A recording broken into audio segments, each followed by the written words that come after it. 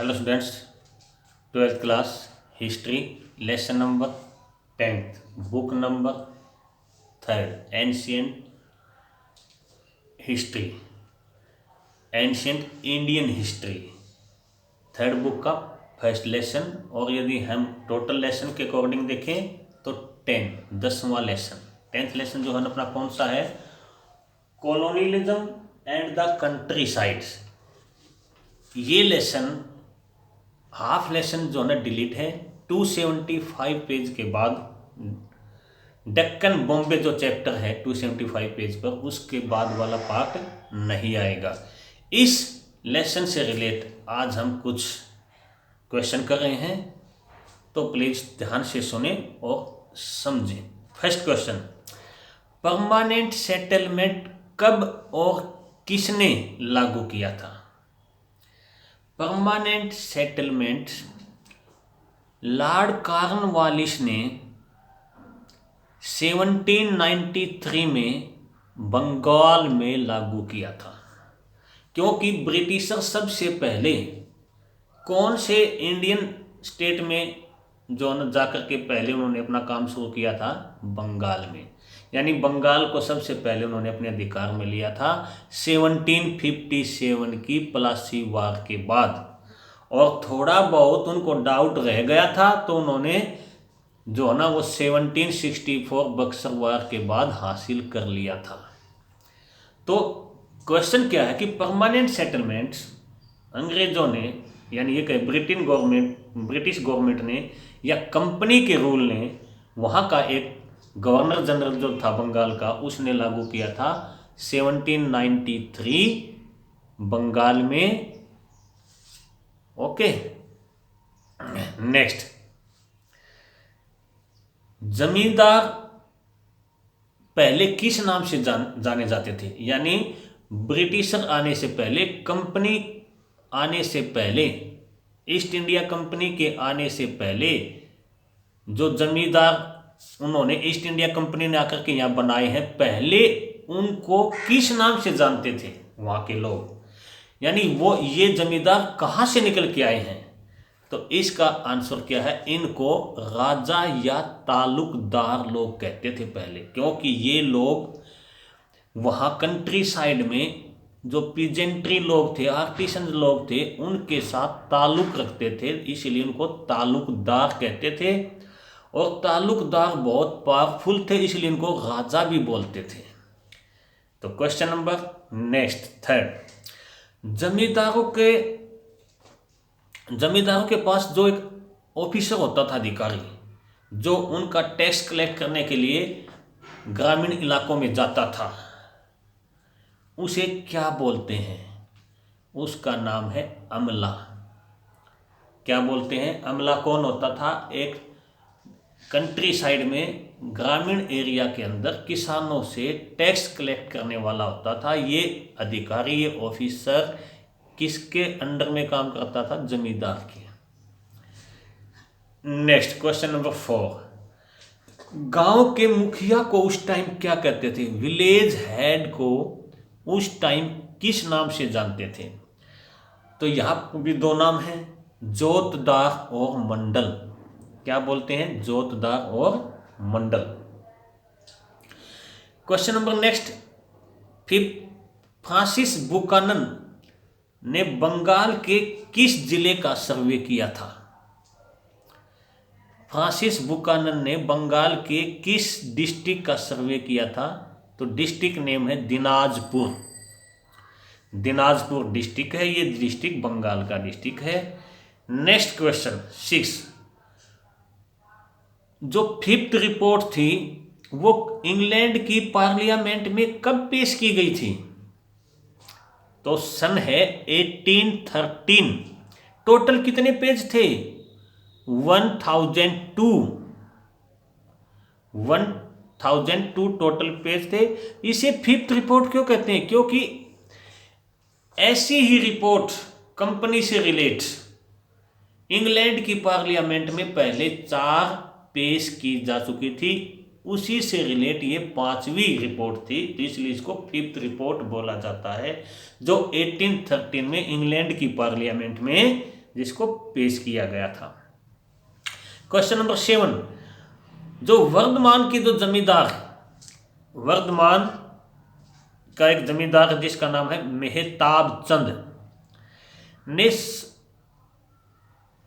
यहां पर जो रिवोल्ट हुआ है 1856 संथालों के साथ, और 1857 में जो भारत के लोगों ने रिवोल्ट किया था, इसने किसका साथ दिया था? तो मेहताब चंद जो है उसने ब्रिटिश गवर्नमेंट का साथ दिया था। यहां पर न तो संथालों का साथ दिया और न ही 1857 रिवोल्ट में इंडियंस का साथ दिया था। मेहताब चंद हम ये कह सकते हैं कि अंग्रेजों के साथ थे। Next question, question number 8, Buchanan जब भारत में आया तो उस टाइम बंगाल का गवर्नर जनरल कौन था? बुकानन का टाइम पीरियड क्या है? 1794 टू 1815। तो उस टाइम बंगाल का जो गवर्नर था वो लॉर्ड वेल्जली था। क्वेश्चन नंबर 9, हो से, हो मतलब कुदाल, कसी, फावड़ा जिसको हम बोलते हैं, इससे लेसन के अकॉर्डिंग कौन लोग एग्रीकल्चर खेती करते थे? जिस आंसर क्या है? पहाड़ी लोग, जो राजमहल के आसपास जो लोग रहते थे वो पहाड़ी लोग हैं, वो लोग हो से एग्रीकल्चर करते थे। तो संथाल लोग जो उसके बाद में वहां आए, संथाल लोग किस चीज से खेती करते थे? ये करते थे पलाव से, हल से। इसलिए ब्रिटिश गवर्नमेंट ने इनको वहां पर परमानेंटली सेट कर दिया था, और पहाड़ीज लोगों को अपनी जिंदगी बहुत हार्ड स्पेंड की थी जब इनको राजमहल की ऊपर वाले हिस्से में भगा दिया गया था। नेक्स्ट क्वेश्चन 10, भागलपुर जो बंगाल का एक डिस्ट्रिक्ट है, इसके एक ब्रिटिश कलेक्टर हैं 1780 में, कौन है? Augustus Cleveland. Augustus Cleveland Bhagalpur के डिस्ट्रिक्ट के कलेक्टर हैं 1780 में। क्वेश्चन नंबर 11, बुकानन ने कौन सी हिल का जो है सर्वे किया था? कौन सी माउंटेन हिल्स का सर्वे किया था? राजमहल। और राजमहल में भी राजमहल का भी एक पार्ट है गुंजरिया, क्या बोलते हैं? गंजूरिया हिल का सर्वे बुकानन ने किया था, और बुकानन ने देखा था कि यहाँ के लोग बहुत ही डरे हुए हैं, ऐसा लगता है कि इन लोगों का मुझ पर किसी भी बात पर ट्रस्ट नहीं है। तब बुकानन ने ये बात जो है ना अपने अकाउंट्स में लिखी थी। क्वेश्चन नंबर 12, दामिन ए को क्या है? 1832 में ब्रिटिश गवर्नमेंट ने या कंपनी की गवर्नमेंट ने जो लैंड संथालों को राजमहल हिल के आसपास की थी, संथालों को परमानेंटली दे दी गई, उसको क्या बोलते हैं? दामेन ए को। क्वेश्चन नंबर नेक्स्ट 13, संथालों का जो रिवोल्ट था उसका लीडर कौन था? तो उसका लीडर है सिंधु माझी। संथालों का मेन लीडर सिंधु माझी था 1855-1856 में। तो नेक्स्ट जो क्वेश्चन हो क्या है कि 1855-56 में भारत में एक बहुत मेन रिवोल्ट हुआ था, उसका क्या नाम है? उसका नाम है संथाल रिवोल्ट। ये लोग जो है आज भी हम इनको राजमहल के हिल के आसपास यानी झारखंड बंगाल के कुछ एरिया में देख सकते हैं, ये लोग वहां पर रहते हैं। आज का नेक्स्ट क्वेश्चन, नेक्स्ट और फाइनल क्वेश्चन क्या है? 5500 स्क्वायर किलोमीटर का जो एरिया संथालों को रिवोल्ट करने के बाद मिला, वो मुख्यतः मेनली कौन से डिस्ट्रिक्ट से था? तो वो मुख्यतः बंगाल के जो मेन डिस्ट्रिक्ट थे, कौन कौन से? बीरभूमि और भागलपुर डिस्ट्रिक्ट से थे। वीरभूमि और भागलपुर डिस्ट्रिक्ट का एरिया 5500 स्क्वायर किलोमीटर का एरिया किसको दे दिया गया? संथालों को दे दिया गया। अब हम दो क्वेश्चन अपने इस लेसन के जो बच गए थे टेक्स्ट बुक वाले उसको करते हैं। फर्स्ट क्वेश्चन है, why were many zamindaris auctioned after the permanent settlement? Permanent settlement स्थायी बंदोबस्त 1793 में बंगाल में लॉर्ड कॉर्नवालिस ने लागू की थी। इसमें क्या था कि एक ऐसा बंदोबस्त था, ऐसा सेटलमेंट था जो एक बार सेट कर दिया गया था। इसमें कभी भी आगे कोई चीज़ ऐड या माइनस नहीं हो सकती थी, इसलिए डिमांड इसकी बहुत जो है ना ऊंची रखी गई थी। इसलिए ज़मींदार लोग टाइम पर जो है ना रेवेन्यू कलेक्ट करके अपने रैयत से कभी कभी गवर्नमेंट को नहीं दे पाते थे, तो गवर्नमेंट उसकी ज़मींदारी को ऑक्शन पर ले आते थे, बोली लगा देते थे उस, ताकि अपनी ट्रेजरी को खाली न रखा जाए और बोली लगा करके उस जमींदार की जमींदारी लेकर के किसी दूसरे जमींदार को देने की कोशिश करते थे। तो इस तरह ये सिस्टम जो है ना चलता था। क्या था? Permanent settlement. बोली पर कब आती थी किसी भी जमींदार की जमींदारी? जब वो टाइम पर रेवेन्यू जो है ना टैक्स जो है वो कलेक्ट करके एक डेट के अकॉर्डिंग ब्रिटिश गवर्नमेंट को नहीं दे पाता था, तो ब्रिटिश गवर्नमेंट उसकी जमींदारी को बोली पर ऑक्शन पर ले आते थे और उस जमींदार को वहाँ से जो ना डिसमिस किया जा सकता था। Next question, in what way was the livelihood of the Paharis different from that of the Santhal? ये कहता है कि पहाड़ी लोगों की जिंदगी या आजीविका संथालों से किस तरह अलग थी। तो पहले हम बताते हैं पहाड़ी जो लोग थे ना उनकी जिंदगी कैसी थी। पहाड़ी जो लोग थे वो राजमहल हिल के नीचे वाले एरिया में रहते थे, जहां आसानी से शिफ्टिंग एग्रीकल्चर की जा सकती थी।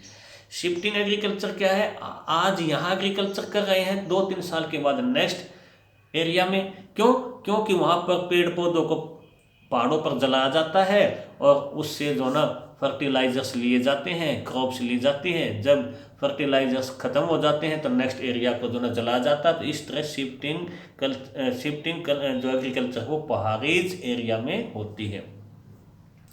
तो ये लोग यहाँ पर शिफ्टिंग एग्रीकल्चर करते थे। ये लोग मेनली पल्सीज ज्वार बाजरा की ही क्रॉप्स लेते थे। ये लोग हो से एग्रीकल्चर करते थे, हो से, कुदाल से, कसी से, फावड़ा से, इनसे जो है एग्रीकल्चर करते थे। ये लोग अपने यहाँ पर हैंटिंग भी करते थे, हैंटिंग गैदरिंग का काम भी ये करते थे। और यहाँ पर ये फॉरेस्ट्री में रहते थे, तो डिफरेंट टाइप के रूट्स और फ्रूट्स कलेक्ट करके पैरेलल एरिया में रहने वाले लोगों के साथ ये ट्रेड भी करते थे। रेनफॉल होती थी, पेड़ पौधे के नीचे जब घास उग जाती थी तो वहाँ पर इनके जो है ना एनिमल्स, डोमेस्टिक एनिमल्स वहाँ पर ग्रेजिंग का काम करते थे। वहाँ ये इस तरह ये पहाड़ी लोग अपनी ज़िंदगी को यहाँ पर स्पेंड करते थे। बट पहाड़ी जो लोग थे वो कभी कभी जब उनको लगता था कि फेमाइन अकाल पड़ सकता है तो वो पैरेलल यानी मैदानी भागों में रहने वाले जो विलेज थे उनको ऊपर अटैक करके वहाँ से ग्रेनरी जो है ना अनाज वगैरह छीन करके ले आते थे। लेकिन ये लोग अपने पहाड़ी एरिया में से जब किसी भी ट्रेडर को या पैरेलल लैंड वाले लोगों को रास्ता देते थे तो बदले में खिराज लेते थे और सिक्योरिटी का आश्वासन देते थे। इस तरह ये लोग राजमहल की आसपास के पहाड़ियों में रहते थे। तो अब हम करेंगे संथाल की जीविका कैसी थी, संथाल लोगों की जो लाइवहुड है वो कैसी थी। संथाल लोग जो है ना ब्रिटिश गवर्नमेंट को ये लगा कि संथाल लोग ऐसे लोग हैं जो टाइम पर रेवेन्यू जो है ना तुम्हें दे सकते हैं। ये लोग जो है ना हो की बजाय प्लाऊ से एग्रीकल्चर करते हैं और उन्होंने ऐसा किया भी। इन्होंने जो मेन क्रॉप ली वो कौन कौन सी ली? कॉटन ली, कॉटनली और इसके साथ साथ वो क्रॉप जिसकी इंग्लैंड में डिमांड थी। ब्रिटिश लोगों को लगा कि ये लोग तुम्हारे लिए सही हैं, इसलिए 1832 में बंगाल के अंदर आए हुए संथालों को राजमहल हिल के आसपास की एक बहुत बड़ी लैंड जो है ना, एरिया जो है ना, इनको परमानेंटली दिया गया, जिसको बोलते हैं दामिन एको। बट वो दामिन एको इनके पास, जब इन्होंने बहुत अच्छे से उस लैंड को जो है ना, ऐसी लैंड बना ली थी, इन्होंने पैरेलल कर लिया था एरिया को, वहाँ पर राइस भी ज़्यादा होने लग गया था। तो ब्रिटिश गवर्नमेंट ने और जमींदारों ने इनकी लैंड को जो है ना किसी भी तरह से हड़पने का काम शुरू कर दिया। तो 1855 और 1856 में यहाँ पर एक ज़बरदस्त रिवोल्ट हुआ, जिसको हिस्ट्री में संथाल रिवोल्ट के नाम से जानते हैं। तो बेटा ये अपने आज का ये वर्क है, मुझे होप है आपको समझ में आ गया होगा। Okay, thank you.